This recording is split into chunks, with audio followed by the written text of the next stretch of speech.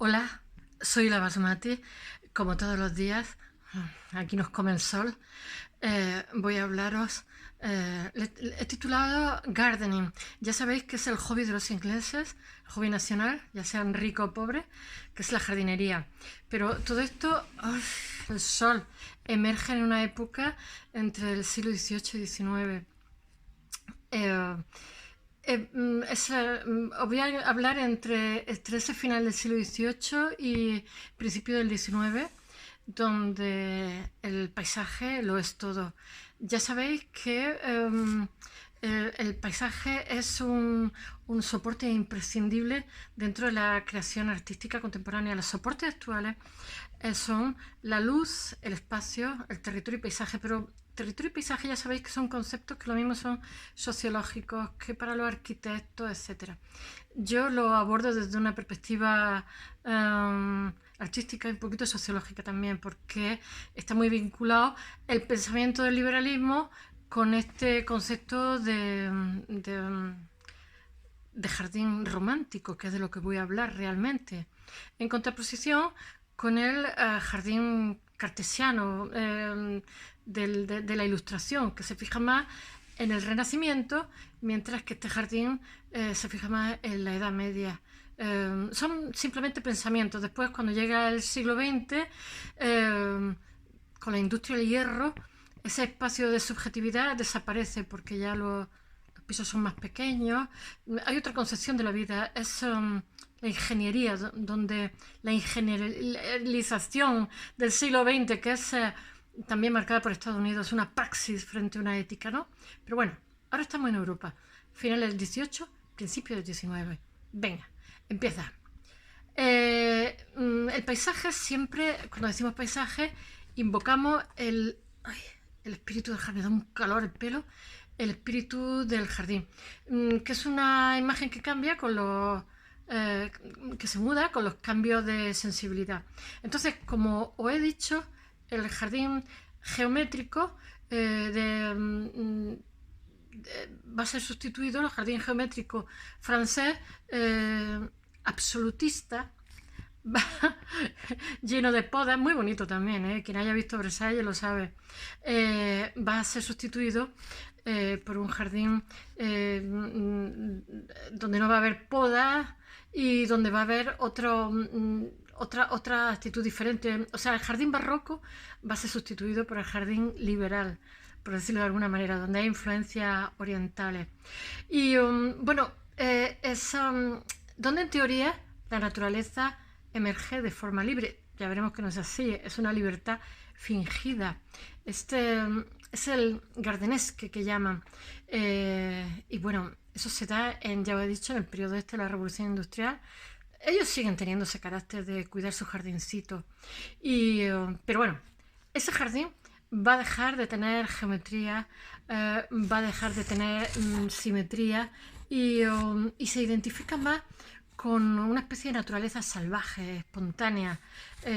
Bueno, lo que es el liberalismo, pero que de eso nada, no hay ninguna naturaleza salvaje y espontánea, puesto que hacen muchísimos movimientos de tierra, construyen castillos falsos. Pero bueno, la idea es esa, basándose en la idea de lo pintoresco. A los ingleses siempre les ha gustado lo pintoresco. Y entonces ellos lo que quieren es mostrar una idea de forma de la naturaleza. O sea, son perspectivas conceptuales distintas, por decirlo de alguna manera. Ya sabéis que Inglaterra y Francia durante bastante tiempo son dos potencias que rivalizan entre ellas, rivalizan en la conquista y rivalizan en todo. Y entonces, de alguna forma, el jardín que estoy describiendo, el jardín romántico, es un jardín que pugna con el jardín del absolutismo, del monarca. Y bueno, ahora tengo que leer, echar un ojo a la chuletilla porque no me lo sé. Watley, en Observation of Modern Gardening, dice, y yo estoy de acuerdo con él, que la naturaleza en su sencillez utiliza pocos elementos, que son solamente en su escena, que son el terreno, la vegetación, el agua y las rocas. Y el individuo introduce el quinto elemento, que son los edificios. Hacen pequeños montecitos en las praderas, a lo mejor y ponen un castillo de ruido, que a lo mejor es falso, lo han construido así de ruido adrede, pero bueno, da la impresión que estás pasando por un sitio donde la naturaleza se ha adueñado de forma silvestre de las cosas, cuando no es así. Hay una planificación exquisita, pero en fin, no rompamos la ilusión. La composición de estos elementos determina el paisaje. Ya sabéis que hay arquitectos paisajísticos y son bastante valorados entonces y ahora.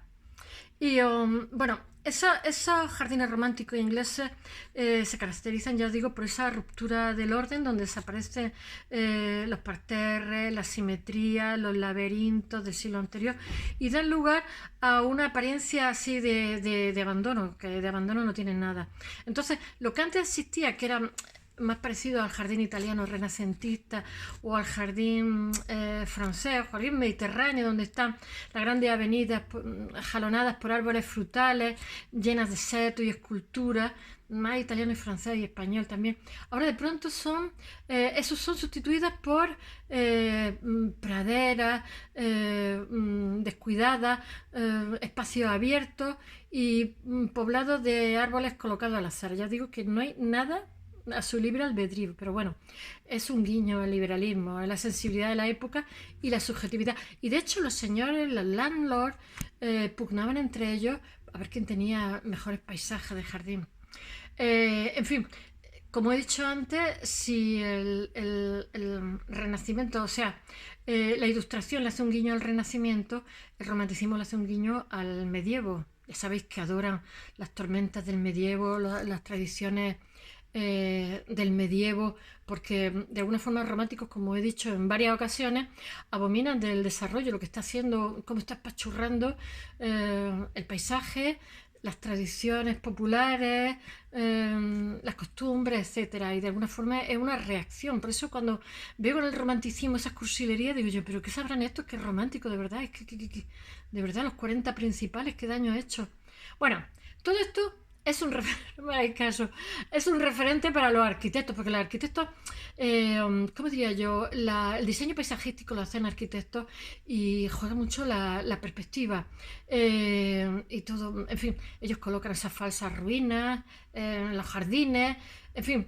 Desde finales del siglo XVIII hasta el XIX, los jardines románticos se extienden por toda Europa. Y bueno, Alemania y Suiza, curiosamente, son las que tienen los mejores jardines ingleses. La verdad es que yo los veo ahora y son preciosísimos.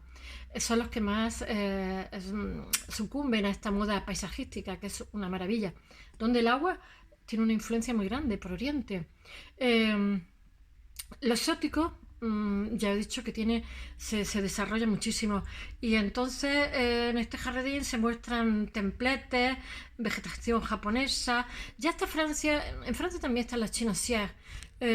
Hay la metrópoli europea le hacen guiños a cosas que han conocido en Oriente, ¿no? Los riachuelos, pero es que, bueno, yo lo siento, pero discrepo de eso. No hace falta irse a Japón. El norte de Europa tiene, su emblema es el fuego del hogar y tal, la chimenea, ¿no? Nosotros la fuente, o sea, que son climas también diferentes.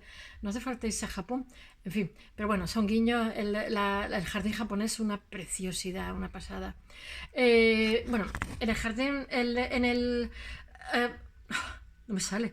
Otro elemento del jardín inglés, como he dicho, son el agua que incluye los ríos artificiales, las cascadas, y siempre buscando el guiño hacia lo silvestre. Espero que os haya gustado. Mañana seguimos. Besos. That's all.